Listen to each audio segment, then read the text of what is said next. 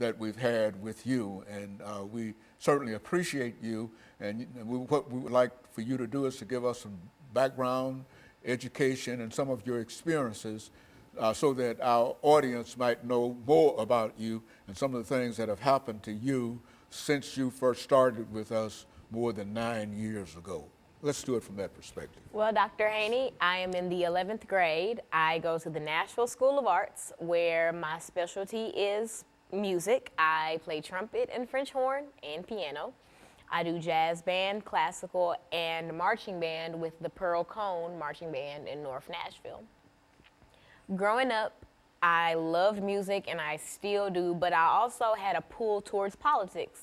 I've always enjoyed learning why our government is set up the way that it is and why laws are established and the process that we go through to get said laws established. And I've always wanted to have a say-so in things, and so my dream is to be a political commentator. I do plan on going to college for it. I'm undecided as of right now, but that is my lifelong dream, and I believe that I will have a show of my own one day. That's basically sums up my background and why I'm on the show. And I feel like the show gives me kind of a head start on giving my opinion and spreading my knowledge to others, because ultimately that's all I want to do. And I feel like I can appeal to my age group a lot better, seeing as they'll probably respond better to someone who looks like them and is of their same, age range, as opposed to listening to Fox News or CNN. Very good. And so, Alana, let's talk about, I think we said that the topic today is the impact of imperialism and colonialism on the African continent. And during the last part of this segment, let's have you to give us some information in reference to the definition of imperialism, colonialism in the African continent, and why this should be important in terms of what we're talking about today. Well, imperialism and colonialism are often confused. Most people think that they're interchangeable, though they are not. Colonialism is a result of imperialism, and imperialism is when a larger, more powerful country takes control of a smaller country. For instance, imperialism could be described as Europe's influence on North America, or Europe's influence on Africa, which we'll be getting into in the next segment. Colonialism, when most people hear it, they think of Jamestown. They think of the early settlers here in the United States, but most people fail to realize that colonialism was a widespread thing, though it came in waves. There was the imperialism around the time of the early United States, and then new imperialism at the end of the 19th century, which is what we'll be focusing on today. And this is when Africa is divided during this period of new imperialism, I think, yes, as it was called. This is when British, German, all these forces came in and changed the face of Africa forever. Very good. And so what we'll do, we'll take our first commercial break in the next minute or so. But what I want you to do during this second segment is to enlarge upon this whole idea of imperialism and colonialism, and speak specifically to the African continent, because I think that you've got a lot of information in reference to the relationship between these three ideas. And what I'd like for you to do is to demonstrate to me, because I was somewhat reluctant to talk about this as a topic with you this morning, but I think you've demonstrated that you've got some good information in reference to it, and that you're ready to prepare to deliver it. So when we take our first commercial break, we'll come back and we'll give you an opportunity to go full force into telling the audience of the impact of imperialism and colonialism on the African continent. And of course, we'll be back with our audience following this very, very short commercial break.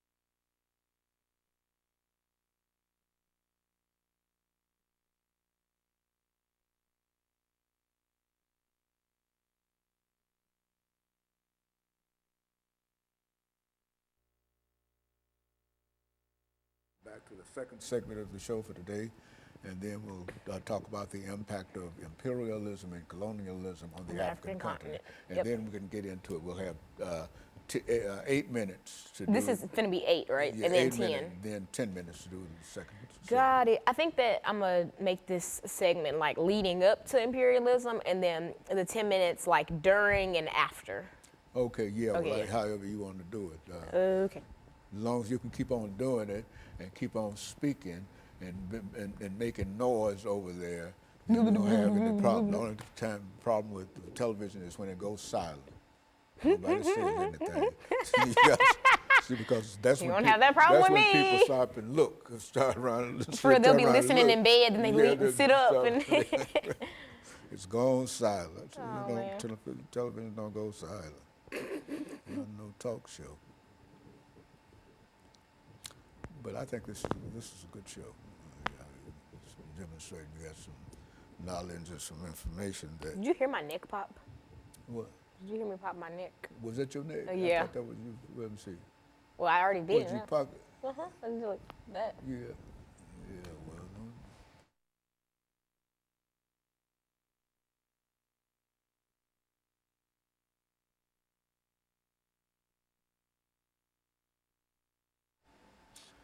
Thank you and welcome back to the second segment of the show for today. We're talking to Alana McLaughlin, and she's giving us some information in reference to the impact of imperialism and colonialism on the African continent. And so, Alana, let's take this second segment to become involved with what we mean when we say what kind of impacts are we talking about and what were the consequences of all of this activity and et cetera. Speak from that perspective. To fully understand the effects of colonialism and imperialism in Africa, we must study what imperialism and colonialism is and what made it unique to what happened to Africa. So in the last segment, I talked about how imperialism and colonialism are not interchangeable, though most people believe that they are. In imperialism, the Webster definition for imperialism is when a larger country takes control of a smaller country because they're less powerful. And whatever the larger the mother country does is up to the mother country. And we see that in effects in like early colonial United States, Jamestown, etc.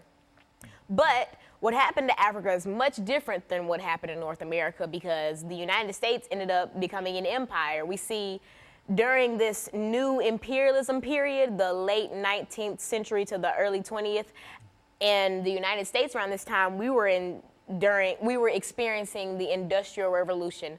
America was on a high. We were bringing in lots of money. There was new waves of immigration. Things were on the up and up for most Americans, but in Africa, things were totally different. The scramble for Africa is the term coined to describe how European countries were fighting and scrambling to carve out Africa and to make it into new colonies so that they could have power in Africa and so that Africa could feed their greed. Now, the scramble for Africa had 3 different categories that all made it come together. The first was economic. Now, like I mentioned, the Industrial Revolution was going on during this time period, and not just in America, but also in Europe. And because of this, European countries were constantly looking for countries where they could export raw materials, where they could have a profitable market, and a good, safe, and secure place to build companies and to mine, etc. And so they immediately thought Africa and Asia, but Africa obviously got a more negative effect of imperialism. Now, after they figured out that Africa would be just such an economic boost, the political factors came into it. Now, some of the big European powers like Britain, France, Germany, Italy, etc., all of these countries were fighting for power. They all wanted to be the next big country, the next this, the next that. And one of the easiest ways to be able to do that is to conquer and colonize these African then tribes and ethnic groups. They weren't necessarily colonies or countries yet. Now, the last is social. Now, during the Industrial Revolution, things in Europe weren't always on the up and up like how I described they were in the United States. There was lots of social displacement from people in rural areas whose homes are now like mining towns or like factory towns. There was lots of unemployment and lots of homelessness. And so initially, even before these European powers discovered the political and all these other sides, all these other positives for colonizing Africa, the first thought that these European countries had was, oh, we're just going to send our surplus population to these settler colonies in Africa, and that'll help with the unemployment and the homelessness. And that was the initial thought. That was what was supposed to happen to Africa. But of course, we see in 2019 that did not happen. Now, German Chancellor Otto von Bismarck, he kind of knew that since the scramble for Africa was so intense that there would be conflict. And so his way to combat this conflict was to have the Berlin Convention. Now, representatives from all the European countries who would eventually go on to colonize Africa were represented, but there were no representatives from the African continent. And that's going to prove detrimental very, very soon. But in this convention, in this conference, the Berlin Act was birthed, and that basically was a guideline of how to rule the Africans, how to tame them, what to do, how to work with the natives, et cetera, and et cetera. But of course, it was not very accurate because there was no one from Africa present at this. And the biggest thing that came out of the Berlin Convention was the fact that these European powers sat with a big map of Africa and carved out new countries in Africa. So that's how the modern day face of Africa, that's how that came to be. So now that Africa's carved out and now that they have a plan for Africa, they start to put it into action. These European powers are coming over, basically telling these tribes and these groups that, you know, you're under our jurisdiction now. And new imperialism and the Industrial Revolution, this came almost immediately after the end of slavery. And so now the Africans are worried. They're like, slavery just ended and now we're just being re-enslaved in our own homes. And that was the beginning of the horrible, horrible impact that imperialism had on Africa. And so in a real sense, the slave system, the slave trade, had decimated the African population, but as that population came back, there was a new wave, a new desire on the part of Europeans to do other things with Africa, other to enslave Africans on their own continent. Because at the end of the slave trade, which was highly profitable, these European countries were looking almost immediately for a new way to bring in profit. And the Industrial Revolution came at a very, very great time, but there was a lack of workers and a lack of raw materials, both of which they decided they were going to get from Africa. Good, very good. And of course, Alana, what we'll do, we'll take our second commercial break. But I do want you to understand that I thought that the information that you gave in reference to that sort of highlighted it. And I'm pleased with the activity that you did in bringing that part of us together. But what I wanted to do with this final segment is to give you an opportunity to bring all of this information together and simply to talk about the impact that imperialism had upon the African continent. And I think that that'll be enough for us. And so we'll be back with our audience following this very, very short commercial break.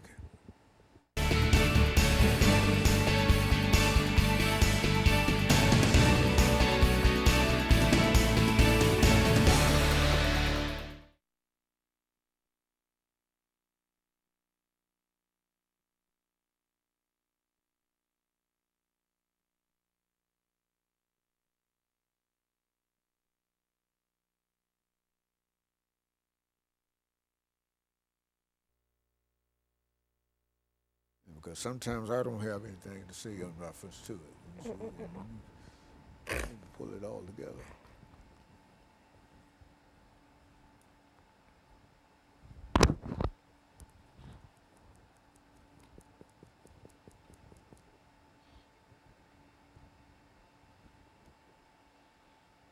Now, what the next show is for Walker? Walker? Is that Walker? What time do you think we'll be done? Around 2? Around 2:30 or somewhere. I gotta be at the church at 5, so we'll come home and then go back.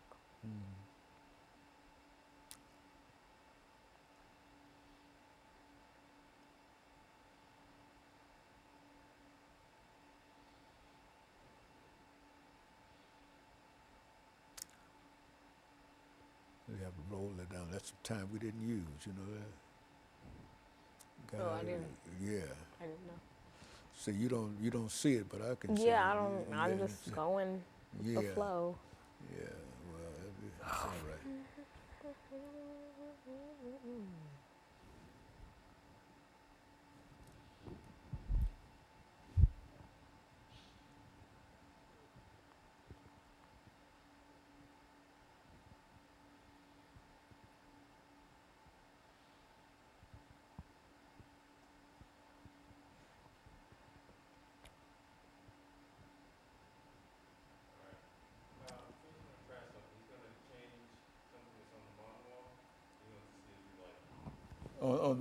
On the wall? Yes. Okay. You like that more? Is it gonna say we'll be right back? Like, This is not the original one? no. Okay, so you know how we were having the problem that that big thing was kind of cut off? Well, he just put another one up there, and so now you can see the full comments with Dr. James Haney. So do you want to keep that? Yeah, let's keep that. Yeah, let's keep that. Okay, this is the last segment, 10 minutes.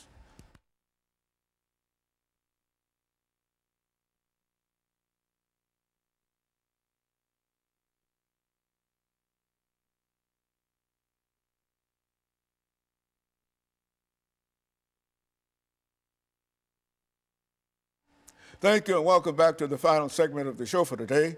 We're talking to Alana McLaughlin, and she's given us some information in reference to the impact of colonialism and imperialism, Lana, had upon the African continent. And I think you gave us some excellent information in terms of laying out the conflict that we have to deal with.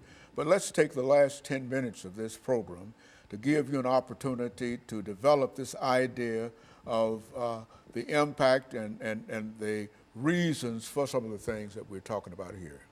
Now, one of the biggest effects of imperialism and colonialism on Africa was the loss of culture.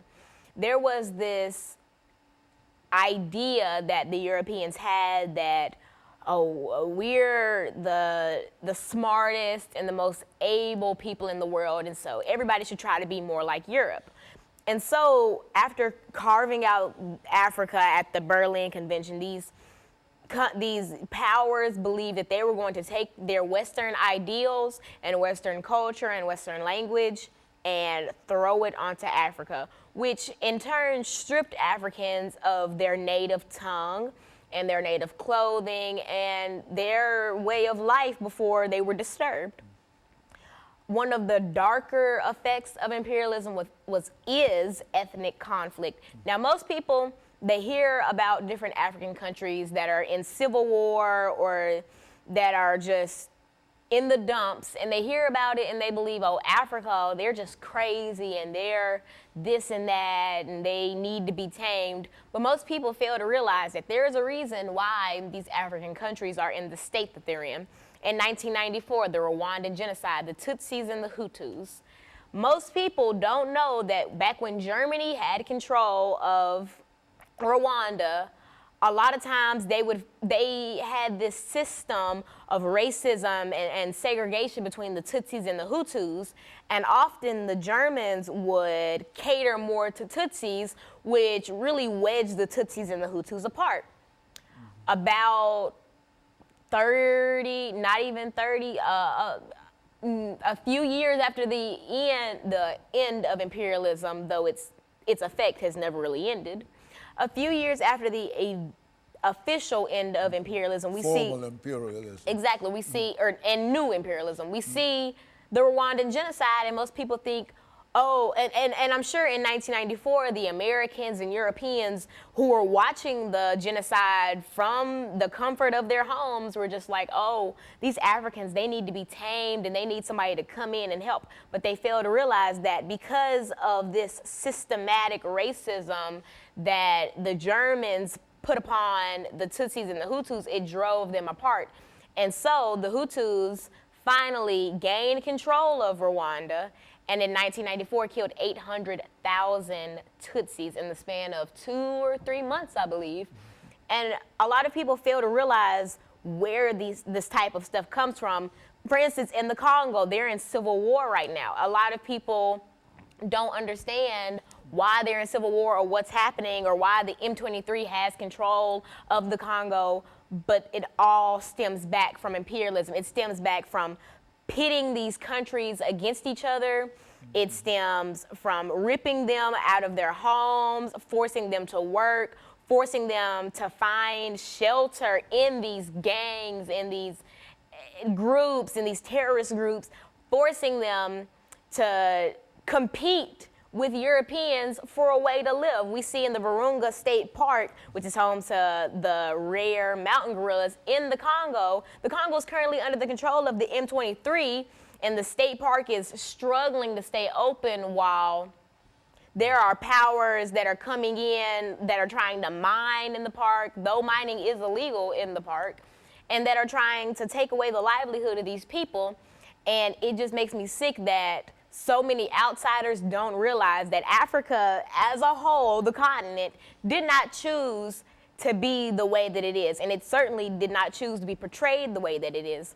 And so I feel like it is my duty on the show to be able to bring a different insight into stuff like this, because I know that once I first learned about the Rwandan genocide, it scared me. I thought, how could people be so cruel to each other? Then I realized people aren't naturally just that cruel to each other. There's some type of outside, interference, and I realized that that was Europe. That was people coming in and pitting these countries together. Oh, when I mentioned in the last segment that at the Berlin Convention there were no representatives from Africa there, when they were carving out what the countries, all these borders and whatnot, oftentimes they would separate ethnic groups and tribes that were allies, that had similar like farming techniques or agricultural techniques, that would split up these countries and then put them, or they would make a new country or like a new colony with ethnic groups that didn't really get along with each other, that had different ways of life. For instance, with the Tutsis and the Hutus, I want to say that the Hutus tended to be more cattle herders and the Tutsis were more workers. And so Germans would often favor the Tutsis because this was during the Industrial Revolution, and they would put those people in the industries, while the Hutus were people who should have been around more cattle herders and should have been around people who had a similar, way of life as them. And all these little things caused the major problems. Ethnic conflict is still going on in Africa. There are some conflicts that are still going on from the period of new imperialism. Like I mentioned with Rwanda, a lot of the Hutus who were killing Tutsis in Rwanda fled to the Congo. And now we see that the Congo is in civil war. And it's honestly just, it never ends. It's like the domino effect. You come in and you tip this domino, and then all these people are affected and they go on to affect other people, and it never ends. And so when people say that, European powers need to come in and tame Africans, or when Americans say that they need to be Americanized so that they're civilized and so that they can work together, it's not their fault. It is purely because people came into their home, stole land from them, and left them. They took the raw materials from Africa. They took so much gold, ivory, etc., stuff that they were originally trading, but Europe became greedy and they figured, I don't want to trade, this just should be mine. And so they came and they stole land, they stole culture, they stole resources, and they stole happiness. I mentioned in the last segment that new imperialism and the Industrial Revolution came pretty close after the end of the slave trade. These people were already being uprooted from their homes and shipped overseas to work for people who didn't care about them in the slightest. And now there's another form of slavery, but just from the comfort of their own homes. And that's not right. And I feel like a lot of countries, other continents failed Africa. We as Americans failed Africa because even in 1994 during the Rwandan genocide, it was televised. How did we allow that to go on for 2-3 months, allow 800,000 Tutsis to be slaughtered with clubs and machetes and be beheaded and kidnapped and recruited into all these militant groups? I feel like the country and our ignorance towards the problem honestly allowed a lot of this stuff to go on. And this is not the first instance of America letting something go on. And this is not the first instance of America turning a blind eye to colonialism. We see that with the natives. We took their land, started the reservation policy, and in reality uprooted them from their native lands, tried to Americanize them, and then just left them to